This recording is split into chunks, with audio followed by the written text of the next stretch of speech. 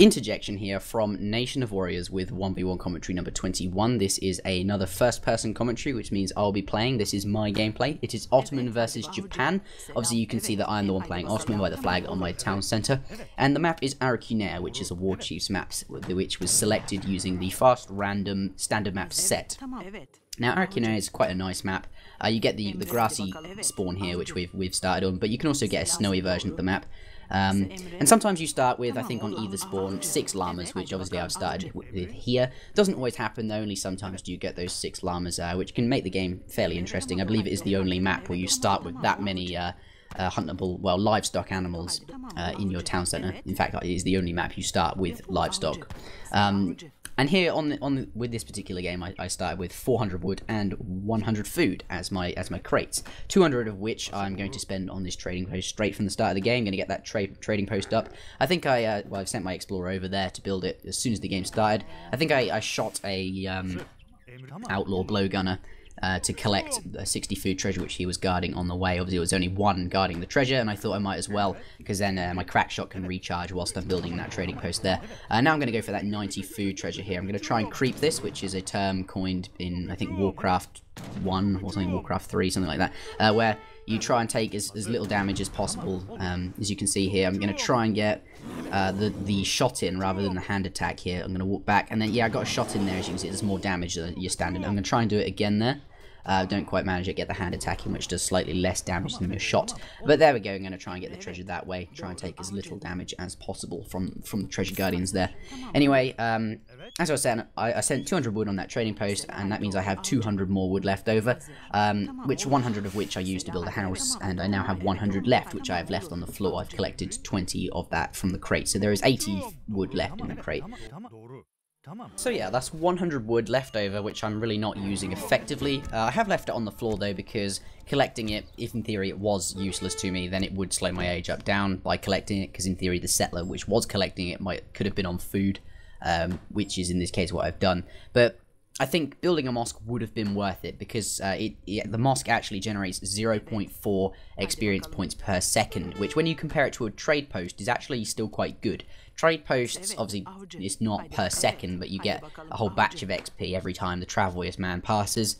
But I think, at least on Great Plains, I worked out that to be about 1.3 XP per second. So if you compare it to your trading post, obviously your trading post is twice as expensive as your mosque, but it's still quite a nice addition, considering your mosque, you can research the upgrades there, which decrease settler train speed, etc, etc. So I could use that wood for a mosque. I could have got a market and you know, then collected 50 coin. I found a treasure worth 20 coin, so you know, I need to be collecting 30 coin plus 50 wood for the hunting dogs upgrade. That's nice to do as well, though. I think that would slow my age up down quite a lot, because I'd have to collect 70 extra resources, well actually 80 extra resources, which I otherwise wouldn't have had to have done. That could have been food, obviously, and then that would get me to the colonial age sooner.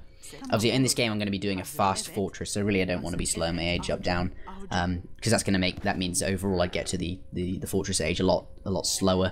But yeah, that would, I really regret now actually not building a livestock pen. This is the only map where you really I would ever consider building a livestock pen, except for perhaps Texas, where obviously there's a load of cows, and cows are obviously fatten up to 500, whereas your sheep is only 300, and your llama here is 400.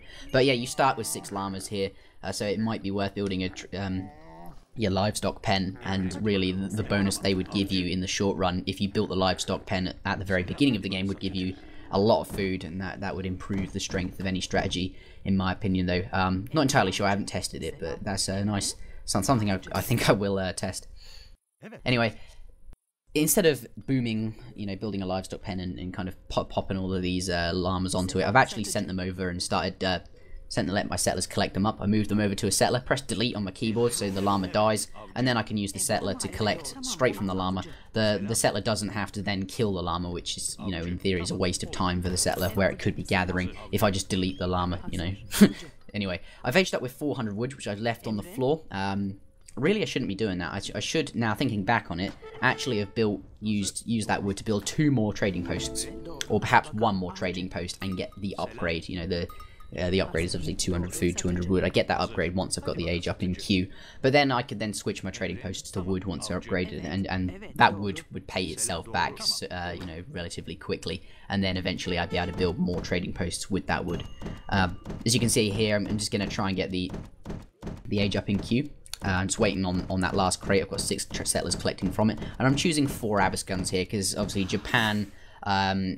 quite powerful infantry. They have obviously the Ashigaru musketeers, also samurais. Obviously he's probably won't train many samurais. At least that's what I was thinking. It was mainly the Ashis I had in mind, Ashigaru musketeers, which are quite strong, and obviously Abyss guns counter them very nicely with their, what was it, I don't know, they do 60 range damage, I believe, when the multipliers are intact. But yeah, now I collect the 400 wood up. I left it on the floor at the time because I wasn't aging.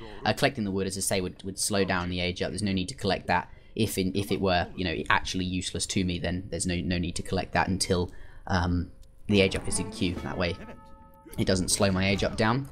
Here I'm just going for some treasures. I don't think I collected as many treasures as I could have done this game, but still, I got obviously that 60 food treasure and a 90 food treasure, I believe. So that's still pretty good for the FF. It increases your speed to the colonial by significantly, especially as you're playing as Ottoman. But here now I've built a barracks. And I've got, you know, janissaries in Q. My opponent's decided to he's found a Native American warrior. I forget what the name of it is, but he's also using one of his explorers to attack this trading post, and he's taken a lot of the hit points down, and eventually he will kill it. So obviously, whilst I'm aging, I want to train some janissaries, and then I'll be able to upgrade them to the veteran janissary and I get to the fortress age. But I'm going to use these first 5 janissaries here to, you know, go and kill the guy attacking my trading post, so that I can obviously save that trading post. Just going to bring up again, I wish I did actually have 2 trading posts and had upgraded them. That would have made this strategy so much stronger in my opinion, but oh well. And I got 700 wood there as well. Obviously 700 wood's going to get me a military building, you know, 200 wood there, and also a whole bunch of houses. And then I could probably build some more trading posts with that. Obviously, in theory, if I had got that upgrade, then that'd be totally worth doing, because I could put those trading posts to generate wood the moment the traveler's guy walks past them. You know, and I'd generate that wood back very, very quickly. But yeah, now I'm going to get the... I think I'm just going to wait for 60 more coin there, and then I can get the veteran upgrade. I've got 5 janissaries already out, another 3 there, literally just trained out, and I've got 8 more on the way. So that's a decent amount of janissaries, plus those 4 Abyss guns. There you go, the veteran upgrade going on there. Not going to go and attack him just yet, because I'm waiting for the 8 jans to pop out, then I guess I can go and harass him then. But yeah, going to kill these shrines, because obviously Japan, very boomy civilization, especially if it's played properly, because of all those shrines generate obviously resources over time. When animals are tasked to them, obviously you just build them next to animals, and the animals will start to let the shrines generate resources. Now, obviously, if I want to kill them so that he doesn't receive that bonus. I was now going to build a whole bunch of houses. I really, as I keep saying, should have built some trading posts, but I decided to turn it all into houses here, because even though I don't need the population yet, I will need it. And oh, I guess I do build another trading post. Okay, I build 1 trading post, but obviously I would like a few more. As I keep saying, I could have got that with the 400 wood, etc., etc. But yeah, I will need building those houses now, even though I don't need them, means that I will get the build XP from the house, which obviously is then, you know, I can XP means more shipments. That's what XP does, gives you shipments. My next shipment is going to be the 2 falconets. Here I'm going to rush into his base and try and kill some settlers. I could kill those shrines, but I think that's probably what I would have done, but I saw this treasure here was going for. I could see the treasure guardian shooting something, so obviously it's going to be him trying to collect it, and I'm going to go in and try and stop him, because if I kill those explorers there, obviously you see he did the little poof thing, he teleported back to his town centre. That's what Japanese monks can do. I got 1 there, I think. And you get, obviously, kill XP for killing explorers. It's quite a nice amount of XP. And because I went so close to this treasure, I now see that he's going... Obviously, that's a wonder there. He's going for a Japanese, I guess, a Japanese FF. Not that I've ever heard of a Japanese FF. I've never particularly done one. I've always considered, you know, Japan to be much better in the colonial age. I don't know, though. This guy was a major, level 31, I believe. Anyway, whatever he's doing, I have to try and counter that. He's just aged up with a bunch of Yumi archers, and now he's he's sent his Minutemen. They're not called Minutemen for Japan, but you get 2 sets, I believe, like Century and something else. You get these pikemen-like ones, which are quite fast-moving. You can see them there. They're going to try and get into hand combat with my Janissaries, and once they do that, that means my Janissaries will move slower. Once they're in hand combat, the unit's speed is decreased, meaning his units will catch up with me. Ashigari Musketeers have like 4.5 speed anyway. It's fucking ridiculous. They have way more speed than any other kind of musketeer in the game, meaning they'll definitely catch up, and they'll be able to deal lots of damage to my units, especially since they are moving slower. Now, this fight, I probably have enough Janissaries for it to be an even fight, a fair fight, but I'm not going to fight it. Obviously, he's actually running now as well, but I don't want to fight it either. I don't want to fight that fight because I'm waiting for these falconets. I've sent them, they're on their way. The point of this, the reason I massed so many Janissaries is because, obviously, they're anti-cavalry. They're pretty decent units, pretty decent damage output, and they can, obviously, protect the falconets, which are there to counter any things like Ashigari Musketeers. Sorry, anything like the Yumi Archer. Yumi Archers have a multiplier against Janissaries. They counter Janissaries in theory. If obviously it was a different civ, then skirmishes, you know, that kind of unit, that's what they are. But here, I want to lure him out now that I have falconets. I'm going to attack that shrine, the Shogunate shrine, which that shrine boosts the collection rate of every other shrine in the game. I zoomed in on that Yumi Archer just to watch him get flung back. Anyway, I'm going to attack this shrine to lure his units out. At least that's what I want to do. And I chose to attack where I am there. So just rearranging my economy here. Got a few idle settlers. Running around searching for those, desperately searching for huntable animals. Berry bushes do not gather as fast as hunts. Now, it is important for my Janissaries to stay next to the falconets to protect them. I chose to stay near his shrine so that whilst my falconets were dealing damage to the Shogunate shrine, I could use the Janissaries to siege the other shrines nearby. But now my opponents decided to come out and target the falconets. It's the all-in, shoot the falconets dead and run strategy. Definitely it worked. He killed the falconets, but I definitely don't think it was worth it for him. He's definitely lost a lot of units there. The falconets did their jobs nicely, dealing huge damage to all kinds of infantry, whilst the Janissaries were firing as well. I definitely think I came off better there, so I'm really not fussed about losing the losing the falconets. The European civ might ship in their own falconets, and then it'd be a little falcon battle where falconet versus falconet. Obviously, he's not European; he's just gone all in to kill them. Now I'm going to come in, chase him down. It really is worth chasing, killing the rest of these units because my mass is now larger than his. Got more units on the way. Got Mamelukes on the way. I actually shipped 1,000 coin. Obviously, Mamelukes cost 1,000 coin. It's a shipment which requires you to send 1,000 coin. And Mams are like the most tanky bastards in the game. They've got 1.5k hit points. What the fuck is that about? Like, I literally thought, you know, in the Asian dynasties they'd probably balance it better and nerf the hit points, but no, Mamelukes are still as ridiculous as they are in the vanilla. Here again, looking for more. The only thing I don't like about this map is the fact that there are so many berry bushes and you're just like, oh, where are the hunts? Anyway, now I'm going to bring down this barracks, I think. Obviously, barracks cost 200 wood. I think it's more cost-effective thing to kill relative to that Shogunate shrine. The shrine has way more hit points, and the barracks, obviously, he'd have to build a fresh one of them once it's down because he needs to be able to train units. I believe he has a second barracks anyway, but if he's built 2, then obviously he needs 2. I don't know. Anyway, now I'm going to leave his base now that barracks is dead, because I don't want to take shots from that town centre, and I don't want to fight next to his town centre either. If I were to fight, I could fight somewhere else. The problem is, though, here, Ashies move a lot faster than Jans, which perhaps I'm not thinking straight here, because my units are probably taking... Yeah, I'm trying to escape, but I'm losing units. Now I've got Mams on the way, got 5 Hussars on the way as well. Really not sure if I should have sent the 1,000 coins in the Mam as I did. I could have obviously sent the 1,000 coin later and then sent the Mams. But I think 5 Abbas guns might have been a better unit choice. 5 Abbas guns wasn't actually in my deck at the time. It now is. I've changed my deck. Really, 5 Abbas guns is very useful anti-infantry. And obviously Japan is very infantry heavy. Especially in this game, as you can see, he's got so many Ashies. Still looking, just rearranging my economy whilst this fight's going on. I'm using the Mamelukes to attack the Ashigari Musketeers here. Not the best use of cavalry. Mams are cavalry. And obviously Ashigari's counter cavalry because they are musketeers. But... obviously, as I say, Mamelukes have so many hit points that I will win this fight, and I think it is still a good use of them. But as I say, 5 Abbas guns instead of, you know, I could send the Mamelukes later, but I think 5 Abbas guns might have been more cost-effective. Obviously, the Mam still worked here, but you know, you can win a fight, but it's probably best to win it cost-effectively. Here, now going to follow him into his base. Obviously, my mass is now bigger than his again. If you have the military advantage, it's always best to push. So yeah, I don't want to get the mounds too close without the janitors being there as well. Now I'm going to bring them back in. Also going to try and get his settlers inside. It's nice, I really want to fight inside his base now, because obviously my mass is bigger.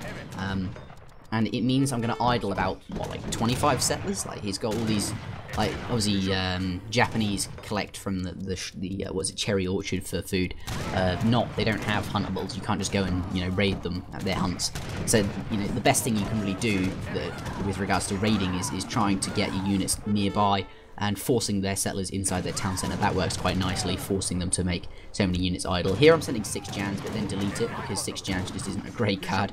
I have it in my deck because I think it's underrated, even though, you know, it's 8 Jans and 6 Jans, it's a 2 Jan difference. But if you think about it in terms of resources, it's always nice. It's a nice card you could send a bit later. Personally, I quite like that card. But instead I'm sending the Janitary combat here, 15% to hit points, 15% to hand attack, and I've got a nice mass of Jans, so I definitely think that's worth it, considering I'll be investing in Jans for, you know, for the rest of the game, I guess. So I've just killed his Yumi Arch shipment and his Bestiarios from the Portuguese consulate, and now I'm going to move these Janissaries back over closer to these settlers here and try and shoot them. Well, the more I kill, the better, obviously. But hopefully he's going to put them back inside his town centre, and then he will not be able to collect food, right? Because that's where the Japanese collect all of their food from. They don't have huntable animals around the map, they just have the cherry orchards. So if you stand all your units next to them, then there's no way they're going to be able to collect food if their settlers are going to die there. You might have a second cherry orchard or something elsewhere, but I doubt it, considering that he was Fortress Age so soon. He's probably spent all of his shipments on units and such. Though I didn't actually notice in the game, he sent I think he sent all of his settlers off into the wilderness to find and collect from berry bushes so he can gather food that way. And I actually think that they're in the town centre when really they're not. I don't think I'd check at the end of the game. If you do scroll back, you can notice him running his settlers away, like all of them. Here now, I'm convinced that his settlers are inside the town centre, so I want to kind of siege it. And I'm also trying to, like, if any units are coming towards me, like these ashes, I want to kind of kill them. Thing is, though, he's trying to distract me. He's shooting me, and then making me follow him, forcing my units to come towards him, so that I guess while the town centre has more shots, you know, I'm not going to be sieging the buildings he needs to keep, the buildings he wants to keep. Yeah, and also he's trying to run them away because there's no point fighting, you see there, with just 3 ashes. Like, he's obviously escaped another 4, you know, 4 plus 3 is, what, 7? And then he's probably got some more units somewhere, and if you keep trying to escape them, then you can mass up, and then come in a little bit later once my force has been weakened, obviously. He's also got town centre fire. Here he's got those flamethrower units, I guess are kind of like the Japanese, you know, artillery for the Fortress Age. I targeted all of them with 1, and then I targeted the first one I shot with just a few units, and the second one with the rest of them. And I'm moving closer each time. Here I should probably left, because my force has been significantly weakened, and now his units have come back in. Obviously we're not looking at the moment. Yeah. So basically I was taking needless shots there. That is a noob move. Don't just leave your units to get shot at by ashes while some of them are sieging. Here though I'm back and attacking, you know, properly. I'm looking at what I'm doing. But yeah, I should really be out of there. Should have left. Not sure at what point I should have left. Obviously I'm saying when the flamethrowers came out, but maybe beforehand, I don't know. Especially since the settlers weren't actually in that town centre at all. You know, one just was trained there, but hey. Anyway, I sent 1,000 wood, and I've been building stuff with that. Really, I regret not having the trading post, as I mentioned earlier, because that meant, you know, no wood income. Well, I suppose I could have collected some wood, but I didn't. So that's, you know, my mistake. But then perhaps I'd have like different units by now, like a stable and an artillery foundry, and I could be training something as well as janissaries. Just one unit isn't so good really, because it's easy to counter.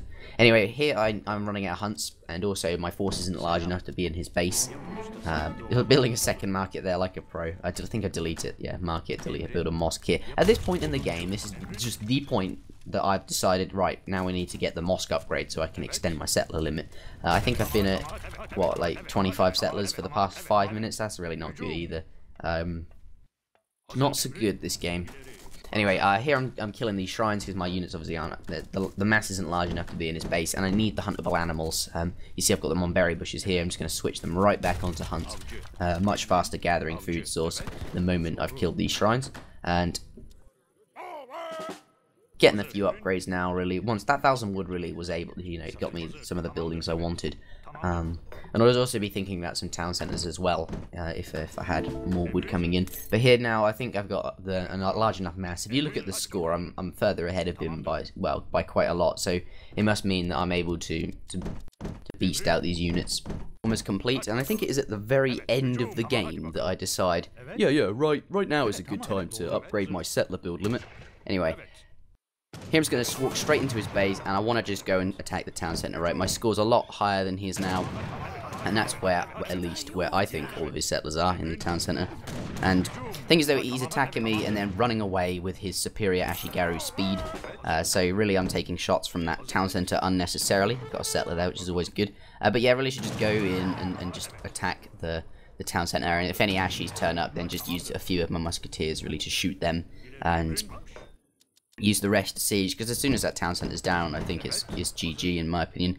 And to be honest, it is GG now, because he decides to drop me. It comes up saying he has lost connection, or that he is disconnected. Maybe it could be legitimate, I don't know.